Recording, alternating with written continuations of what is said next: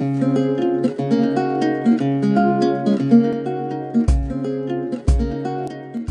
Friends, आपका स्वागत है हमारे YouTube channel the knowledge tube में। मैं मृत्युंजय प्रजापति। तो फ्रेंड्स, हमने पिछली वीडियो में बात किया था कुछ मशीन के चैप्टर में व्हील एंड एक्सल और डिफरेंशियल व्हील एंड एक्सल। हमने दो मशीन के बारे में डिस्कस किया था पिछले लेक्चर में। तो आज हम लेके आए हैं वर्म एंड वर्म व्हील। तो फ्रेंड्स, इसे समझने के लिए अगर आप जो है मेरे पहले वाली वीडियो को अगर अच्छे से देखेंगे तो उससे अच्छे से जो है ये आपको समझ में आएगा। तो चलिए स्टार्ट करते हैं। इसमें देखिए होता क्या है, वर्म एंड वर्म व्हील में क्या होता है। इसमें देखिए एक जो है ये हमारा क्या होता है, ये वर्म व्हील होता है। वर्म पहिया होता है और ये वर्म होता है। इसे हम क्या कर सकते हैं, स्क्रू भी कर सकते हैं। वर्म में देखिए क्या होता है, इसमें जो है दांतें लगी होती हैं, चूड़ी लगे होती हैं। ये हमारा बियरिंग है। इसमें एक हैंडल लगा होता है। हैंडल के द्वारा ही हम जो है प्रयास लगाते हैं। हैंडल के द्वारा हम यहाँ पे प्रयास लगाते हैं। हम देखिए पिछली वीडियो हमने क्या बताया था। पिछली वीडियो हम बताए थे हम कोई भी मशीन हो, अगर कोई भी मशीन हो तो उसमें हम सबसे पहले क्या ज्ञात करेंगे। हमको कुछ नहीं ज्ञात करना, बस केवल हमको क्या ज्ञात करना है, वेगानुपात ज्ञात करना है। हम जो है कोई भी मशीन आएगा उसमें हम जो है उसका वेगानुपात ज्ञात करेंगे। देखिए अब इसमें जो प्रयास अगर P लगाएंगे, अब मान लीजिए हम जो है यहाँ से लेके इसके सेंटर पॉइंट से लेके हैंडल की जो बीच की दूरी कितनी है, वो R है। त्रिज्या उसकी कितनी है, R है। अब देखिए इसमें जो है व्हील में क्या लगा होता है, व्हील में अंदर एक जो है ड्रम लगा होता है। एक ये इस प्रकार से ड्रम लगा होता है। इसकी जो त्रिज्या है हमारी वो कितनी है, इसकी त्रिज्या R है।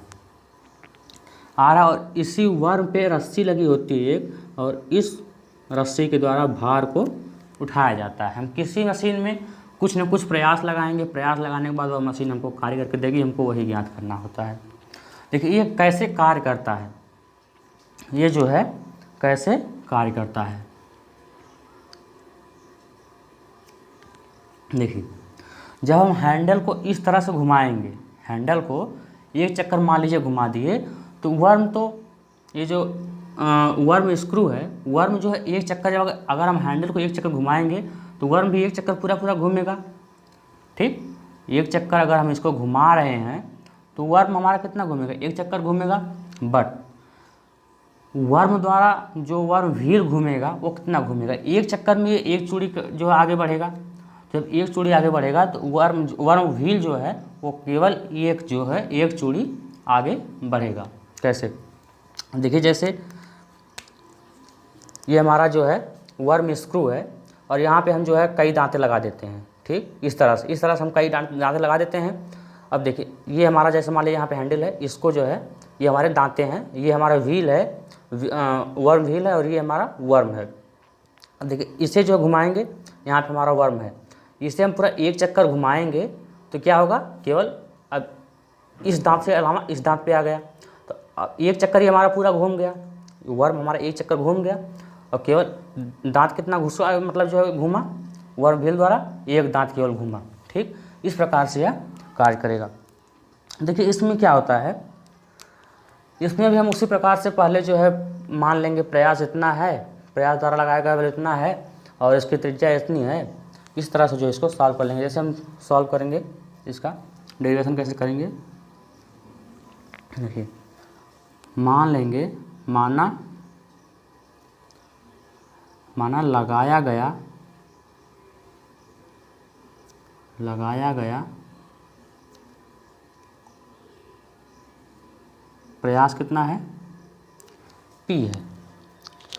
लगाया गया प्रयास P है और उठाया गया भार कितना हमारा है मशीन द्वारा, उठाया गया भार कितना है, W है। ठीक, अब हमारी हत्थे की लंबाई कितनी है, R है। हत्थे की लंबाई कितनी हमारी है, कैपिटल R है। ठीक, हत्थे की लंबाई कैपिटल R है। अब हम मान लें वर्म व्हील में जो है कितने दांत हैं। वर्म व्हील में मान लीजिए कितने दांत हैं, यह दांत हम मान लेते हैं। माना वर्म व्हील में दांतों की संख्या कितनी है, हम n मान ले रहे हैं। ठीक, वर्म व्हील में दांतों की संख्या कितनी मान ले रहे हैं, n। अब देखिए, जो कि हमने बताया कि जब इसे हम एक चक्कर घुमाएंगे, एक चक्कर हम घुमाएंगे, मान लीजिए सैंडल को यहाँ से ला के इस चक्कर घुमाएंगे एक चक्कर इस तरह से, तो क्या होगा, इस तरह से होगा। ठीक, अब जब एक चक्कर घुमा दिए तो ये क्या होता है, वृत्त का क्षेत्रफल क्या होता है, 2πr। ठीक, तो हम इसे क्या लिख सकते हैं, 2d लिख सकते हैं, सॉरी πd लिख सकते हैं, πd। हमने देखिए पिछले जो लेक्चर में हमने पढ़ा था वहाँ पे हम क्या लिए थे, πd लिए थे, πd लिए थे। अब πr कैसे हुआ, अब d बराबर हमारा क्या होता है, d बराबर हमारा होता है 2r होता है, या r इक्वल टू क्या होता है, d/2 होता है। तो d बराबर हमारा क्या हो गया, 2r हो गया, और पाई पाई रहेगा, तो पाई और d की जगह पे 2r हो गया। तो इस तरह से जो है इसका जो एक चक्कर में टोटल जितनी दूरी तय होगी या विस्थापन जितना होगा, कितना होगा, 2πr होगा विस्थापन। ठीक, तो क्या हो जाएगा, इसे हम क्या लिख सकते हैं, एक चक्कर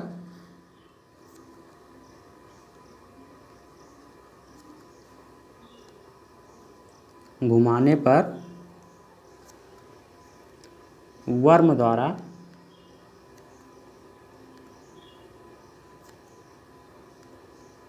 विस्थापन, ऐसे हम क्या लिख सकते हैं, प्रयास द्वारा विस्थापन।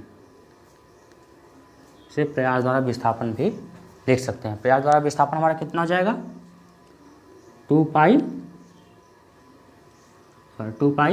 कैपिटल R, क्योंकि इसकी त्रिज्या में कितनी माने हैं, दूरी कैपिटल R माने हैं। ठीक, तो हमारा कितना हो जाएगा, 2πr हो जाएगा। अब देखिए, अब क्या होता है, अगर ये हमारा वर्म एक चक्कर पूरा पूरा घूम गया तो हमारा एक दांत ये जो है दूरी घूमेगा, मतलब एक दांत केवल आगे खिसकेगा। अगर जैसे मान लीजिए एक चक्कर, मैंने जैसे बताया अभी को, तो एक चक्कर मान लीजिए इस वाले दांत पे वाला जो है दांत है, एक चक्कर घूमा तो आगे किस वाले दांत पे रुकेगा, इस वाले दांत पे आ जाएगा। तो जब एक चक्कर, जब ये वर्म हमारा वर्म जब घूमेगा तो एक चक्कर में वर्म व्हील द्वारा दूरी कितनी तय होगी, हम संख्या माने कितनी, n माने हैं, टोटल दांतों की संख्या n माने हैं। जब एक चक्कर घूम गया पूरा पूरा तो वर्म व्हील द्वारा कितना दूरी तय होगा, 1/n। कैसे, एक चक्कर में केवल एक दांत घूमा, एक चक्कर में केवल एक दांत घूमा, और टोटल दूरी टोटल दांतों की संख्या कितनी हमारी है, n है। तो एक चक्कर में तय किया गई दूरी कितनी हमारी हो जाएगी, 1/n हो जाएगी। तो हम क्या लिखेंगे, यहाँ लिखेंगे, यदि वर्म एक चक्कर घूमता है तो, यदि वर्म हमारा एक चक्कर घूमता है तो वर्म व्हील द्वारा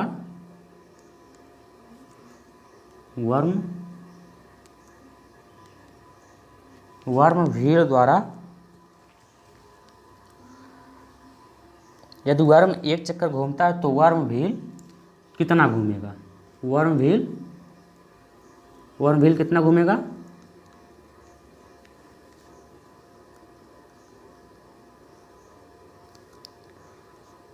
1/n घूमेगा। एक चक्कर अगर जो है, एक चक्कर अगर हम घुमाए तो एक दांत घूमेगा एक चक्कर में, और टोटल दांतों संख्या हमारी कितनी है, n है, तो 1/n एक चक्कर में घूमेगा। तो अब देखिए, जब एक चक्कर ये घूमेगा जब एक चक्कर ये घूमेगा, मतलब एक दांत इसको घूमेगा, तो एक दांत का मतलब यहाँ से मान लीजिए यहाँ आया, ठीक, यहाँ से मान लीजिए घूम के दूसरा दांत यहाँ पे आ गया और ये वाला दांत हमारा जो है वर्म पे आके लग गया। तो यहाँ से यहाँ जो हमारी विस्थापन हुई दूरी, यहाँ से यहाँ की जो विस्थापन हुई वो कितना हुई, वही हमें जो है ज्ञात करना है। तो ये हमारा क्या है, ड्रम है, ठीक। तो क्या हो जाएगा, ड्रम द्वारा विस्थापन कितना हो जाएगा, लिखेंगे ड्रम द्वारा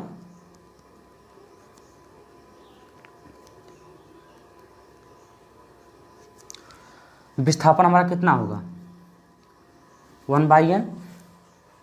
पहले तो वर्म व्हील हमारा कितना घूमा, 1/n घूमा है। उसमें जब हमारा ये ड्रम सेट है तो 1/n ये भी घूमेगा। अब विस्थापन इसमें कितना होगा, 2πr के बराबर होगा। क्यों, क्योंकि जब एक चक्कर ये हमारा वर्म घूम रहा है, जब एक चक्कर हमारा ये वर्म घूम रहा है तो 1/n जो व्हील घूम रही है, जब अब इसके संबंध में जब हम देखेंगे तो टोटल हमारा कितना घूम रहा है, टोटल हमारा घूम रहा है जो है वर्म 2πr घूम रहा है, टोटल वर्म हमारा 2πr घूम रहा है। और जो है एक चक्कर में 2πr घूम रहा है वर्म, और ये हमारा वर्म व्हील कितना घूम रहा है, 1/n घूम रहा है। व्हील हमारा जो घूम रहा है वो 1/n घूम रहा है। तो टोटल अगर हम मिला के देखें तो ड्रम द्वारा विस्थापन कितना होगा, 2πr × 1/n, ठीक। तो क्या हो जाएगा, ड्रम द्वारा विस्थापन 1/n × 2πr हो जाएगा, ठीक, 1/n × 2πr।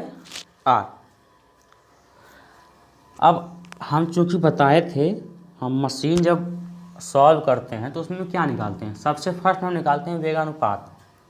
तो वेगानुपात हमारा कितना हो जाएगा, इसका फार्मूला हमने क्या बताया था, वेगानुपात VR, velocity ratio, equal to क्या आ जाएगा, प्रयास द्वारा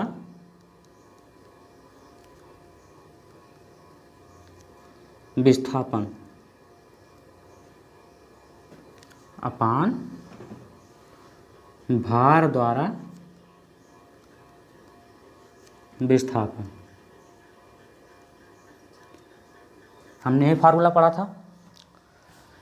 तो प्रयास द्वारा विस्थापन हमारा कितना है, VR इक्वल टू, प्रयास द्वारा विस्थापन हमारा कितना है, 2πr। तो हमारा कितना हो जाएगा, 2πr अपान भार द्वारा विस्थापन हमारा कितना आ गया, 1/n × 2πr, ठीक। अब 2π से 2π कैंसिल हो जाएगा, n हमारा जो है ऊपर चला जाएगा, तो कितना फार्मूला हमारा क्या बन जाएगा, VR equal to n × capital R upon small r, ठीक। ये हमारा क्या हो गया, फार्मूला हो गया। देखिए क्या होगा, जहाँ कैपिटल R इक्वल टू क्या है, हैंडल की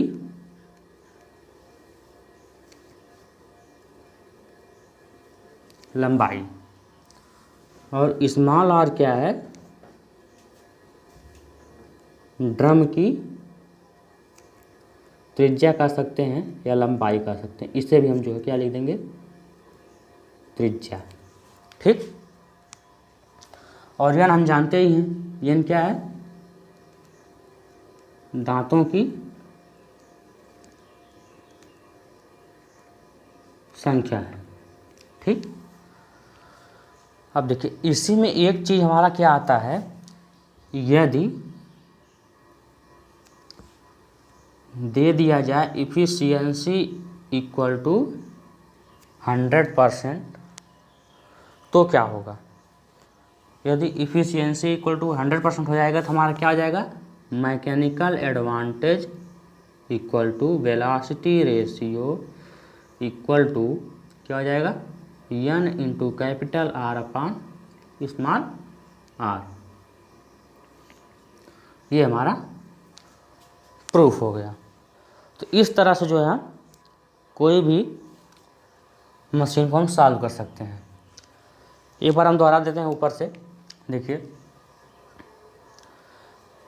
ये हमारा कोई वर्म है, ये हमारा वर्म व्हील है।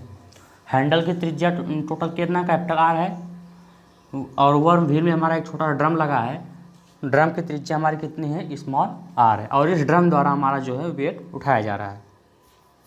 अगर ये हमारा जो है वर्म स्क्रू जो है एक चक्कर घूमेगा तो ये हमारा वर्म व्हील एक दांत घूमेगा, एक दांत आगे बढ़ेगा, और जब एक दांत आगे बढ़ेगा तो ड्रम कितना बढ़ेगा, उस दांत के बराबर ही बढ़ेगा, तो 1/n हो जाएगा। ठीक, तो हम कैसे लिखेंगे, माना लगाया गया प्रयास P है, उठाया गया भार W है, तो एक चक्कर घुमाने में विस्थापन कितना हो जाएगा, 2πr। एक चक्कर जब हम घुमाएंगे इसको तो कितना होगा, इसके क्षेत्रफल के बराबर ही घूमेगा, 2πr हो जाएगा। अब बात आती है यहाँ पे थोड़ा कन्फ्यूजन होगा आप लोगों को, कैसे होगा, यदि वर्म एक चक्कर घूमता है तो वर्म व्हील कितना घूमेगा, 1/n घूमेगा। क्योंकि अगर एक चक्कर ये हमारा घूम रहा है, एक चक्कर अगर ये हमारा कहीं घूम रहा है तो हम कितना घूम रहे हैं, एक दांत आगे बढ़ रहे हैं। वर्म व्हील द्वारा एक दांत आगे बढ़ रहे हैं, और वह ये हमारा कितना घूम रहा है, एक चक्कर पूरा घूम रहा है। एक चक्कर पूरा घूम रहा है तो 1/, अब एक दांत आगे बढ़ रहा है और टोटल दांत हमारा कितना है, n है। जब एक दांत आगे बढ़ेगा तो 1/n हो जाएगा।